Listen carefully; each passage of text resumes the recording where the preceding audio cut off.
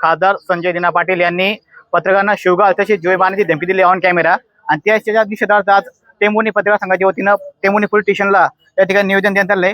तर आपल्यासोबत ज्येष्ठ पत्रकार आहे, तर काय आपली भूमिका आहे? मुंबईचे विशान्याचे जे खासदार आहे, शिवसेना एकनाथ शिंदे गटाचे खासदार जे आता तिकडे गद्दार खासदार म्हणून आपण त्यांना, यांनी जो आता नुकताच शिवसेनेमध्ये प्रवेश केला आणि या बाबतीमध्ये मीडियाने त्यांना काही प्रश्न विचारला आणि ते प्रश्न विचारत असताना त्यांनी डायरेक्टच त्या पूर्ण पत्रकारांना अरेवरचे शिवेगाळ केल्या, घाणघाण शब्दात शिवेगाळ केला।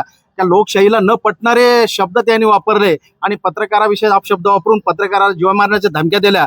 अशा वाचाळवीर खासदाराचा या शिवसेनेचे प्रमुख एकनाथ शिंदे यांनी राजीनामा घ्यावा। या देशाचे पंतप्रधान नरेंद्र मोदी साहेब आणि महाराष्ट्राचे मुख्यमंत्री देवेंद्र फडणवीस साहेब यांना विनंती करतो की अशा वाचाळवीर खासदारांची बोलती बंद करा।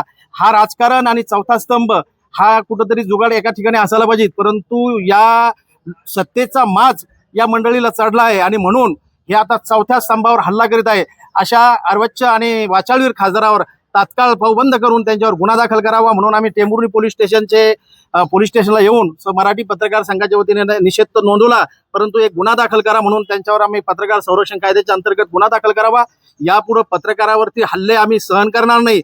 पत्रकारांचा नुकताच कायदा आता विधानसभेमध्ये आणि लोकसभेमध्ये पारित झालेला आहे।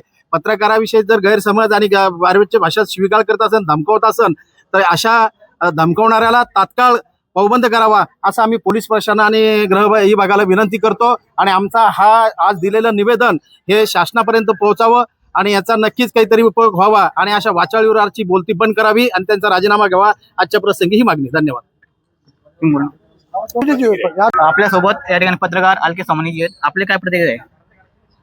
आज आमच्या पत्रकार संघाला देशात बघण्याचा दृष्टिकोन वेगळा आहे आणि आमचा पत्रकार संघ सक्षम आहे।